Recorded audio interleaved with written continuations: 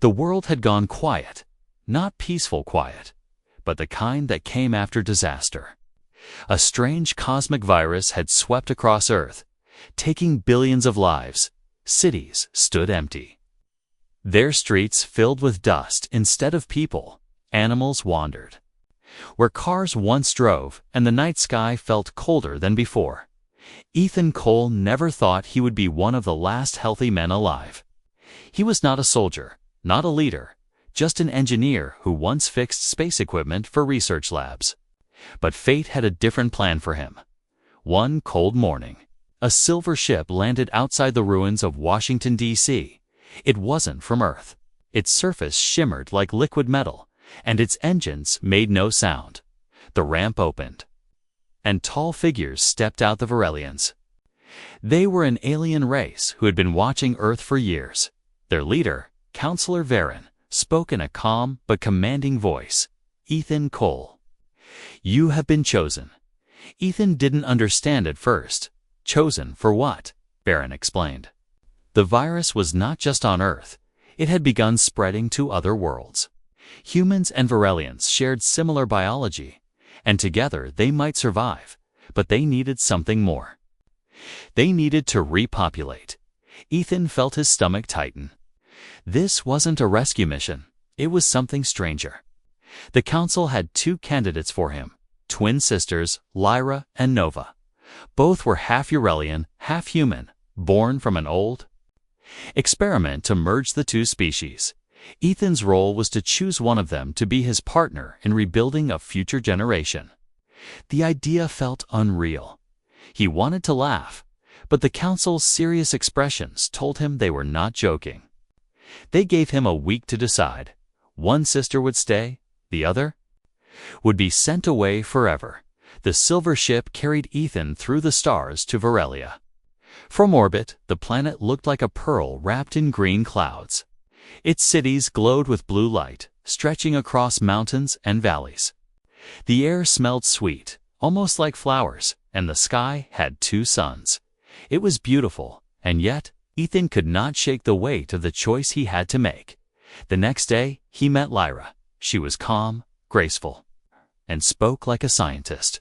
Her eyes were silver like moonlight, and her voice was steady. I know this is strange for you, she told him, but survival is more important than comfort. She believed in the council's plan.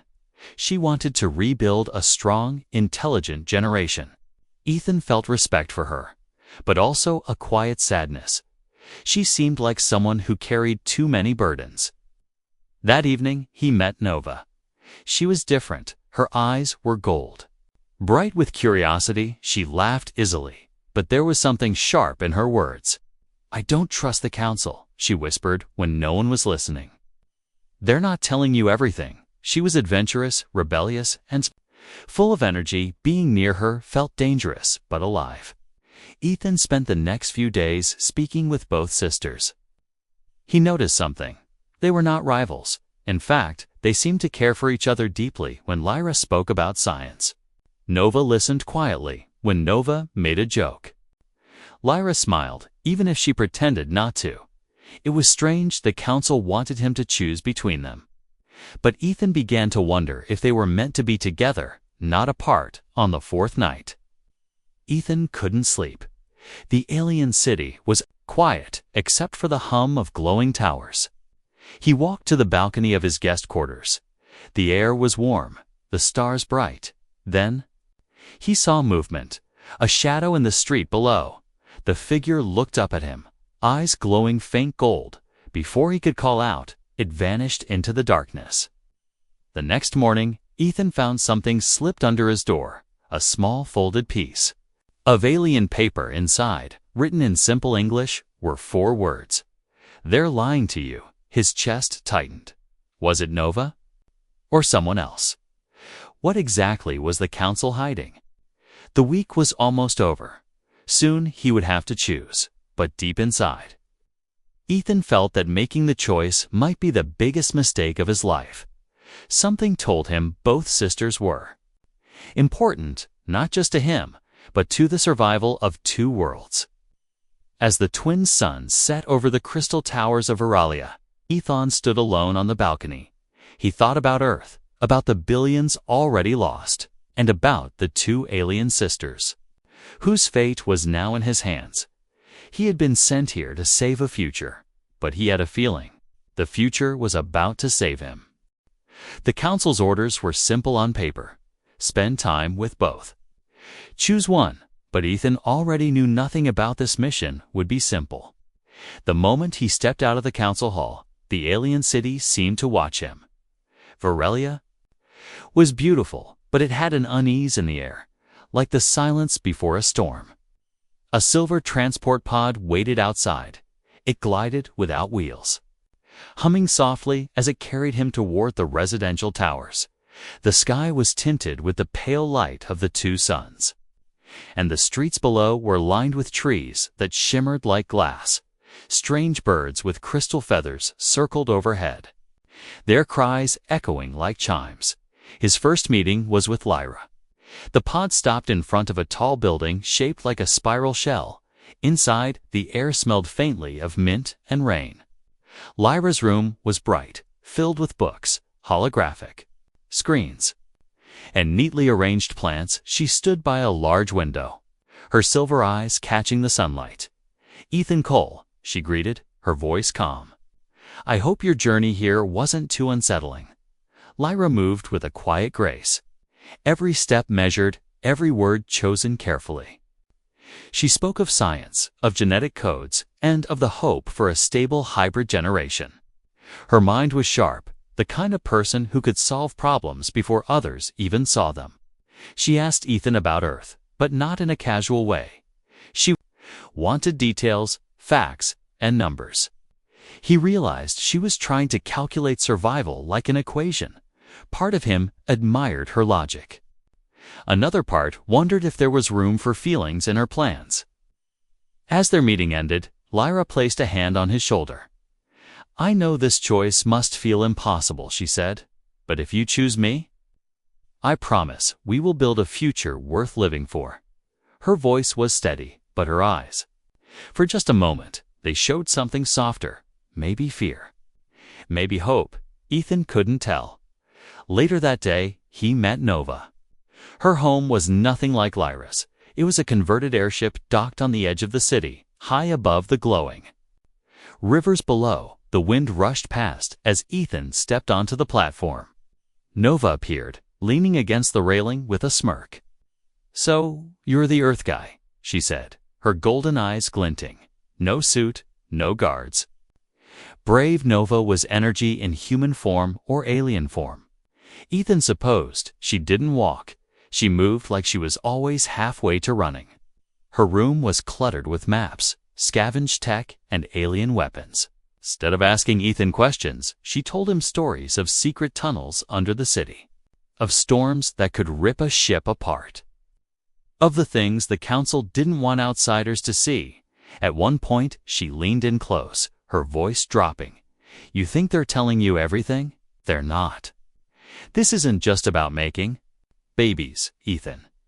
It's about control." When he asked what she meant, she only smiled and said, "You'll figure it out. Or you won't. And then it'll be too late." The more time he spent with Nova, the more he felt the difference between the sisters.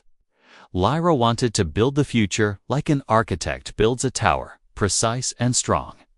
Nova wanted to set the future free, to let it grow wild and untamed. But both of them seemed to care about him in their own ways, and both clearly loved each other. When he mentioned Lyra, Nova's eyes softened. "She's too serious," Nova said. "But she's the reason I'm still alive." That night, Ethan walked through the city alone. Thinking about them, he passed glowing bridges, strange gardens, and tall statues of figures with both human and alien features. It was then he noticed something strange in every statue. The two figures stood side by side, never apart. Why would a culture so obsessed with unity force him to choose only one? The thought stayed with him as he returned to his quarters. He couldn't shake the feeling that the sisters were more connected than the council wanted him to know. maybe they weren't just siblings. Maybe they were something greater. The next morning, the council sent him on a compatibility trial. First, he worked with Lyra to repair a damaged energy node in the city's power grid. She was precise and focused, explaining every step. By the time they finished, the node glowed brighter than before. She smiled, not a calculated smile, but a real one. And for a moment, Ethan saw warmth in her that she usually hid in the afternoon. He went with Nova into the outer forests to gather rare crystals for research. It was dangerous. Glowing predators stalked them from the trees. When one lunged from the shadows, Nova grabbed Ethan's arm and pulled him clear, firing a small plasma weapon without hesitation. "You okay?" she asked. He nodded, heart racing. Nova grinned. "See? We make a good team." By the end of the day, Ethan realized something. When he was with Lyra, he felt safe. When he was with Nova, he felt alive. And when he thought about the future, he wanted both feelings, not just one. As the twin suns dipped low, casting the city in shades of gold and silver, Ethan returned to his quarters. On his desk was another folded piece of paper. This time, the message was longer. "They will force your hands soon, but you must not choose." His pulse quickened. Was this a warning from Nova, or someone else entirely? And why did the words feel less like advice and more like a command? The city of Veralia slept differently from Earth. It didn't get dark, not completely. The two suns set at different times. So the sky was always tinted with some kind of light pale silver from one horizon, deep red from the other. Ethan stood at his balcony, watching the alien glow spread over the crystal towers. It was quiet, almost too quiet. The message from earlier, "They will force your hand soon, but you must not choose," was still in his pocket. He had read it at least 10 times.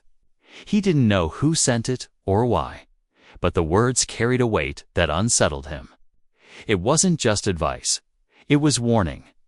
That night, sleep didn't come easily. When it finally did, it brought strange dreams.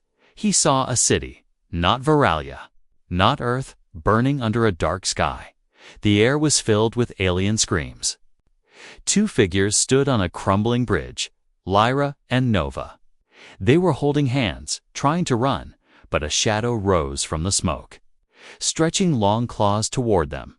Before Ethan could reach them, the bridge collapsed. He woke up gasping, sweat cold on his skin. The dream stayed with him through the morning, even as the council sent him to another compatibility session. His mind replayed the image of the sisters falling. He wondered if it was just fear creeping into his mind, or something else. That evening, he decided to walk the streets alone. No guards, no guides, just him and the alien city. He needed to think. The streets were strange at night, empty, except for the soft hum of floating lights drifting above. The walkways, shadows pooled in the corners between buildings. He kept feeling like someone was following him. Turning down a narrow alley, he saw movement. A figure stepped out from the dark, tall, wearing a hood that shimmered like liquid. The glow of golden eyes pierced the shadow.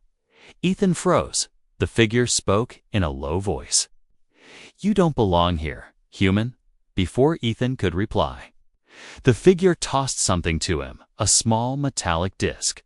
"Find the truth before they erase it," the figure said. Then they stepped back, melting into the shadows like smoke. By the time Ethan reached the end of the alley, they were gone. Back in his quarters, Ethan examined the disc. It was smooth, no visible markings. When he pressed it between his fingers, a holographic projection lit up. It showed a diagram to DNA strands twisting together, glowing bright. One was labeled Lyra, the other Nova. Beneath them were 3 words: both or none. Ethan's heart pounded. What did that mean? Was it a warning? A scientific truth? If the sisters' DNA was connected somehow, then choosing one would what? Make the other useless. endanger both. The next day, he tried to act normal during his sessions with the sisters, but his mind was elsewhere. Lyra noticed. "Of course, you're distracted," she said as they worked in the lab. When he asked her if she ever had strange dreams, she hesitated. "Dreams," she repeated softly. "About cities burning," Ethan said. For a moment, her eyes flickered with something recognition, but she quickly shook her head. "Dreams mean nothing here." "Focus," she said. But he knew she was lying. Later, with Nova, the tension was different. They were in her airship home, repairing an engine. He showed her the metallic disc. Her smile faded instantly. "Where did you get this?" she demanded. When he told her, she cursed under her breath. This shouldn't exist anymore. The council destroyed all of them. Ethan asked why, but she didn't answer right away. Finally, she whispered, "If you choose only one of us, the other will die." The words hit him like a blow, it explained. The dreams, the warnings, the strange feeling he'd had since arriving. But Nova looked around nervously, as if the walls had ears. "You can't tell Lyra, I told you," she added. "She won't believe it. Not until it's too late." That night, Ethan couldn't sleep again. He sat on the balcony, staring at the alien sky. The city looked peaceful, but now he saw it differently, like a cage made of light and glass. Somewhere in that cage, the council was watching, waiting for him to make the choice they wanted. He thought about Lyra's calm logic, Nova's fire, and the bond between them. If Nova was right, then the council's plan wasn't about survival. It was about control, and they were willing to kill for it. The metallic disc sat on the table beside him, its hologram still faintly glowing. "Both or none," it repeated in silent light. Ethan clenched his fists. He didn't know how yet, but one thing was certain: he wasn't going to let the council decide their fate. Far below, in the streets, something moved, a shadow with golden eyes watching him from the darkness. And for the first time since arriving in Varelia, Ethan felt certain of one thing: the real game had only just begun. The next morning, Ethan was summoned to the council hall. The room was vast, its floor made of shining black stone, reflecting the tall figures who stood in a circle around him. Councillor Varen's voice echoed through the chamber. "You're weak. Is almost over, human. But before you choose, you must pass the trials." Ethan frowned. "Trials?" he asked. Varen's silver eyes narrowed. "To test loyalty, compatibility, and survival. A partner for the future must be proven in body, mind, and heart. 3 trials, 3 days. One with Lyra, one with Nova, and the last." With both, Trial 1, Mine Lyra met him at the entrance to a towering glass dome. Inside was a labyrinth of moving walls, shifting every few seconds. Holographic puzzles floated in the air, blocking their path until solved. "This is a logic maze," Lyra explained. "It tests intelligence and cooperation." Ethan quickly realized the puzzles were built on alien mathematics he didn't understand. But Lyra did. She guided him through each one with calm instructions, never losing her patience when a wall sealed shut ahead of them. She analyzed the structure in seconds. "Touch the center crystal," she said.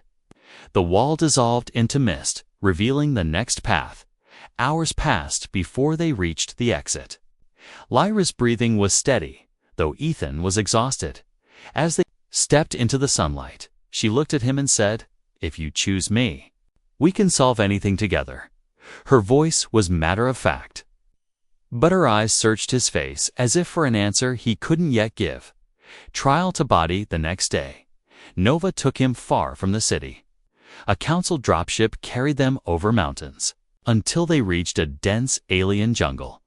"This is the survival test," Nova said, strapping a plasma blade to her side. "No council guards. No help.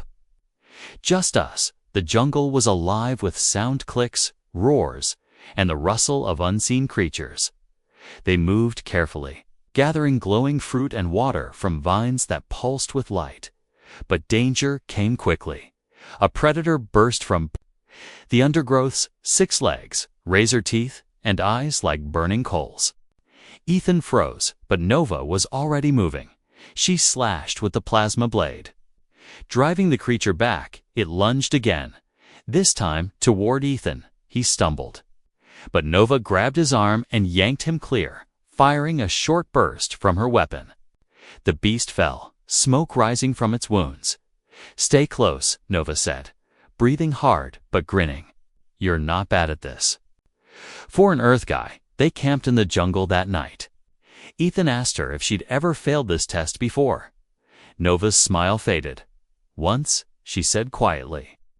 "They sent the other candidate home. I never saw him again the way she said." It made Ethan's skin crawl. Home didn't sound like Earth. Trial 3, Harton the 3rd day. Ethan was surprised to see both sisters waiting for him. The council's instructions were simple but cruel. They must carry a fragile capsule across the city without letting it break. You may only save one if danger strikes. Ethan looked at the sisters, both holding identical glowing capsules. Nova's gold eyes narrowed. Lyra's silver gaze stayed calm. They began the journey through crowded market streets. For a moment, it felt almost normal until the attack began. Council enforcers dropped from the rooftops, their black armor shining in the twin suns. Ethan didn't know if it was part of the trial or a real ambush. The enforcers moved fast, knocking the capsules from the sisters' hands. Without thinking, Ethan lunged forward, catching both before they hit the ground. Pain shot through his arms as an enforcer slammed into him. Lyra pulled him clear while Nova struck the attacker with her blade. They ran, dodging through alleys until they reached the safety of the council gates. Ethan handed back both capsules, unbroken. The counselors whispered among themselves, clearly displeased. Varen stepped forward. "You were told to save one. You chose both." Ethan stared at him, chest still heaving.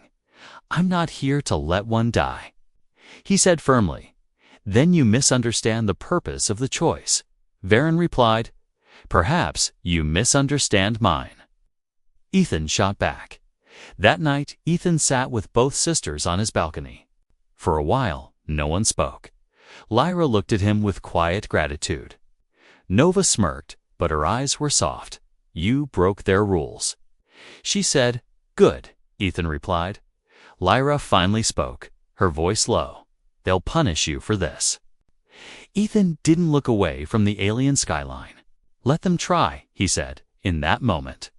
He knew something for certain. The trials weren't about proving loyalty to the sisters. They were about proving loyalty to the council. And that was loyalty he would never give. The morning after the trials, Ethan expected another council summons. Instead, the silence was heavier than usual. No messages, no guards outside his door, no instructions. It felt wrong. Like the pause before a predator strikes, Nova arrived. First, slipping in through the balcony instead of the front door. Her hair was windswept from a fast flight on her airship, and her gold eyes were sharp. "They're planning something," she said, without greeting.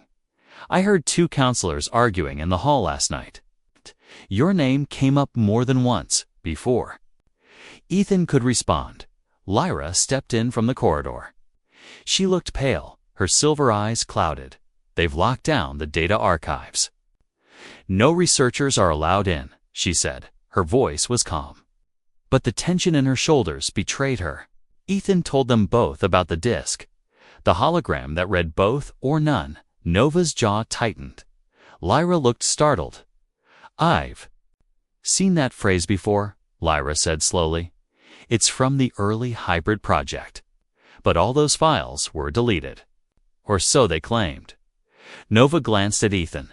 "We can't ask the council for answers. We have to take them."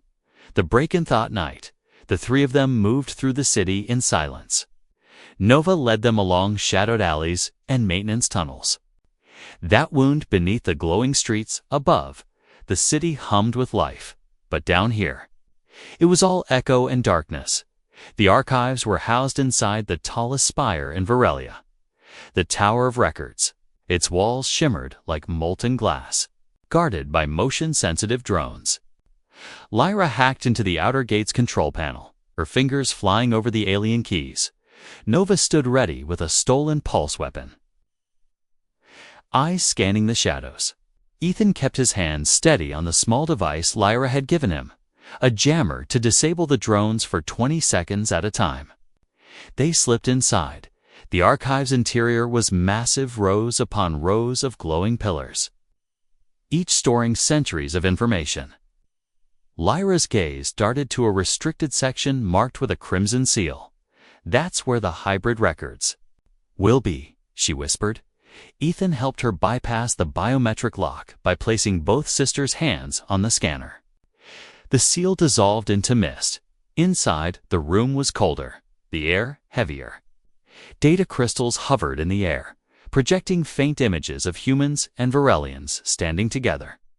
The truth uncovered. Lyra pulled one of the larger crystals toward them and activated it. A hologram appeared, not of a person, but of genetic code. Ethan recognized the double helix pattern from the disk.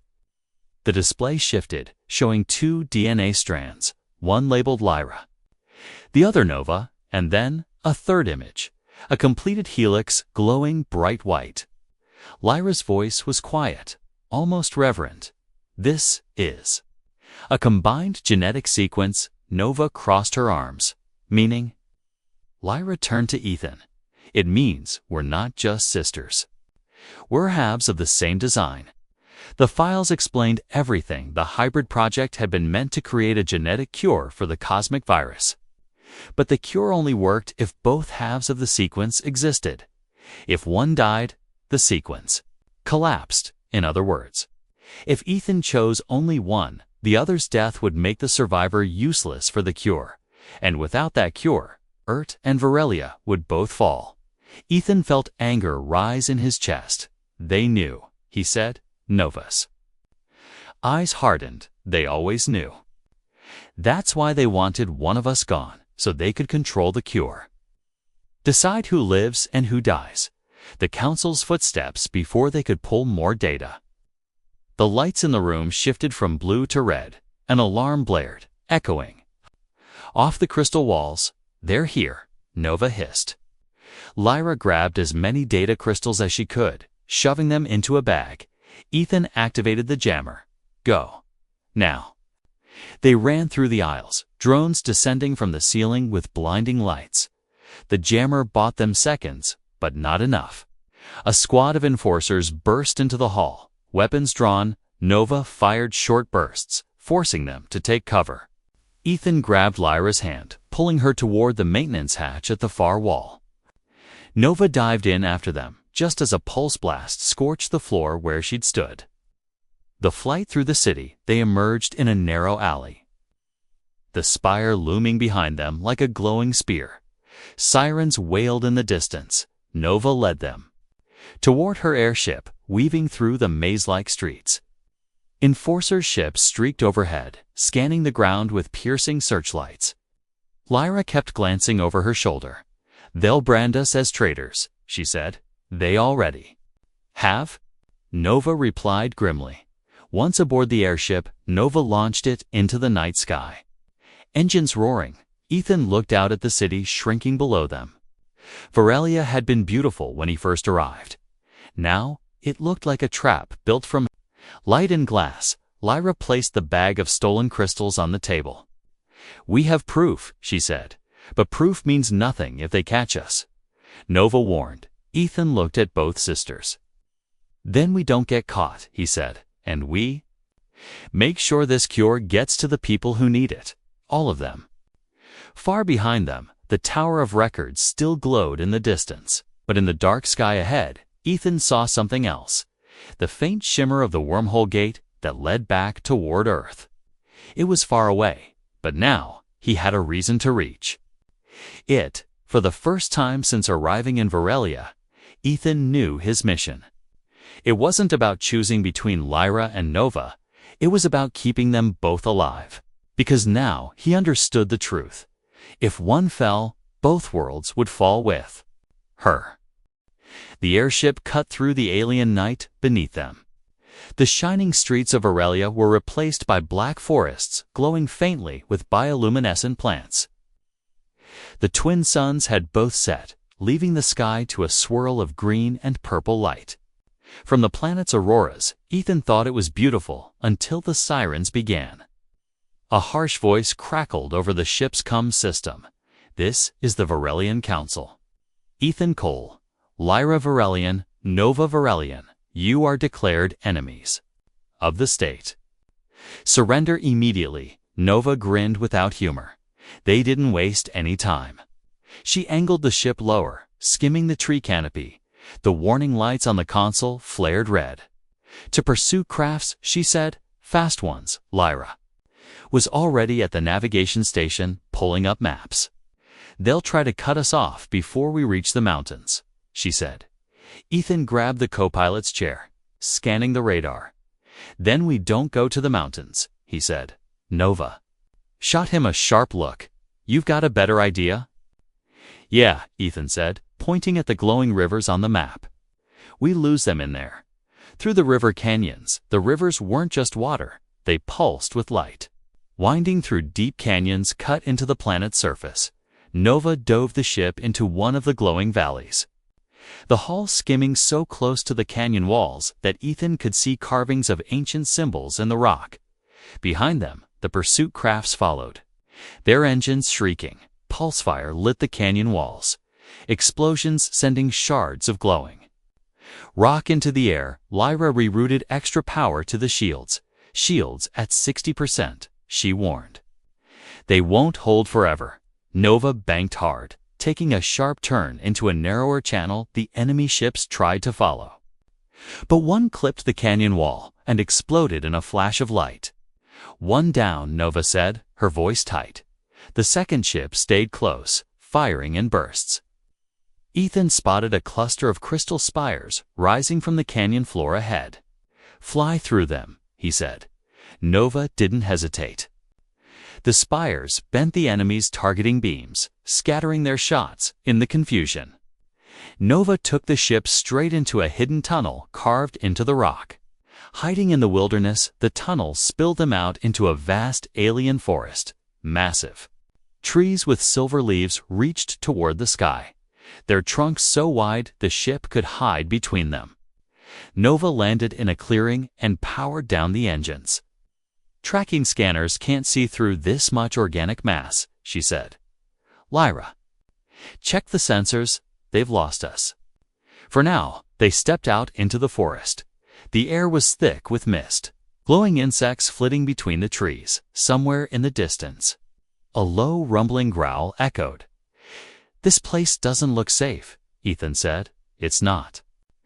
Nova replied, checking her weapon. "That's why no one comes here. The hunters arrive, they didn't have long." A faint hum filled the air. Lyra's face went pale. "Hunters," she whispered. These weren't normal soldiers. Hunters were elite enforcers trained to track fugitives anywhere. Even in the wildest terrain, three figures emerged from the mist, their armor black and jagged, their helmets smooth and featureless. One raised a weapon that glowed with shifting colors. "Give us the crystals and the human lives," the hunter said in a voice that was neither male nor female. Nova stepped forward. "Come and take them," she said.